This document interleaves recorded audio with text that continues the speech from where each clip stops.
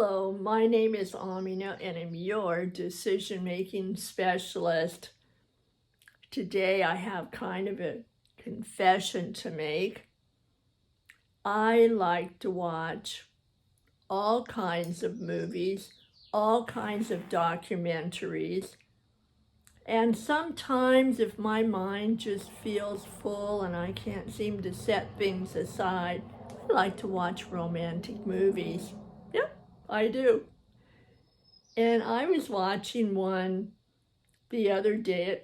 It, it happened to be about Christmas time, and the main woman was worked for a company, advertising, marketing, it looked like, and nonstop busy trying to climb the corporate ladder and convince everybody that she deserved the position, and just really worked hard. And she was just getting so tired. You could tell that she was just getting burned out. And she had a little boy, I'm going to say he was probably about 9. And so he said that he just was tired of soccer, didn't like school, on and on and on. And she said, maybe we need a break. Let's go to Grandma's for Christmas. Well, she had not taken a break in so long. And he looked and he said, do you really mean it? We'll really, really go, huh, Mommy? And she said, we're going. So they got all ready. They're in the car and they drive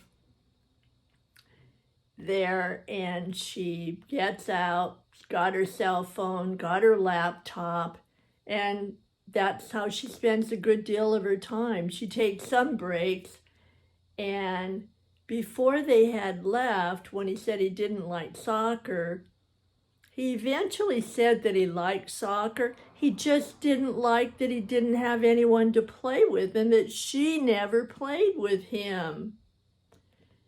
And so when they get to Grandma's house, Grandma talks about, her daughter being so busy and when are you going to take time for yourself, and just being a real caring mom, doing a lot of nudging.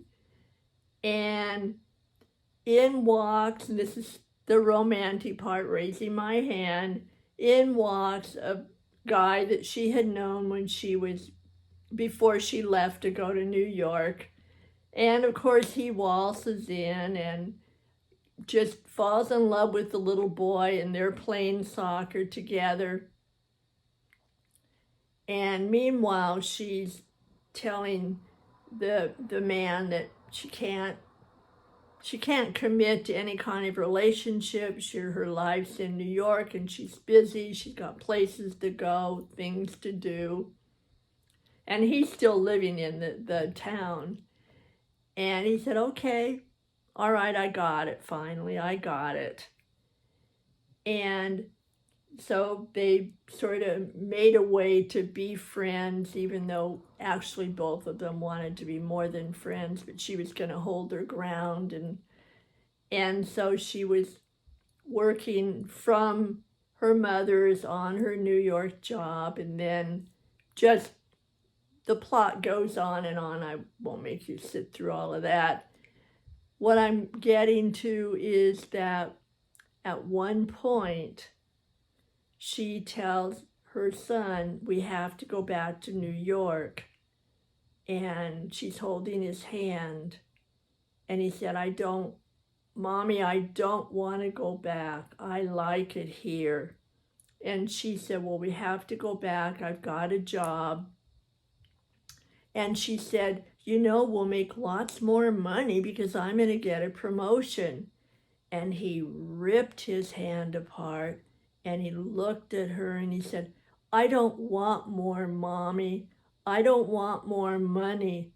I want more you. And she stopped. And of course, in the movie, there's a happy ending. She winds up with the guy. She found a way to be there, have more time with their son, and everything was just rainbows and sunshine, and I like that. Happy endings are kind of nice, especially in the middle of all of this stuff going on.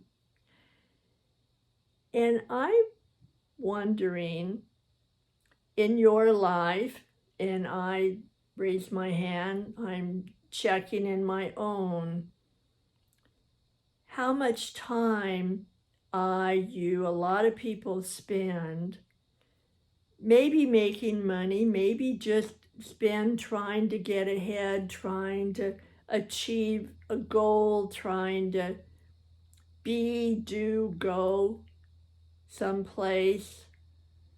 And there's someone in our life, maybe more than one person, that is kind of watching off to the side or off to this side or standing behind us or in front with their hand out, wanting more of our time, more of us.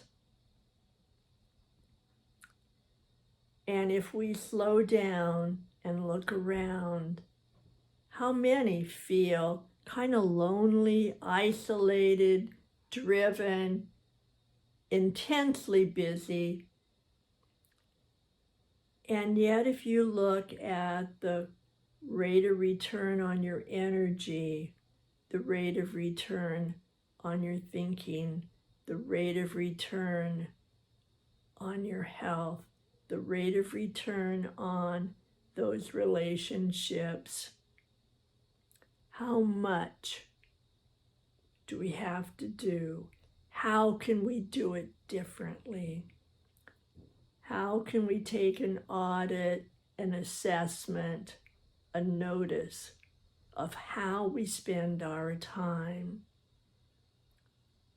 And how can we, without pressure of a relationship becoming a to-do list, how can we figure out what's essential?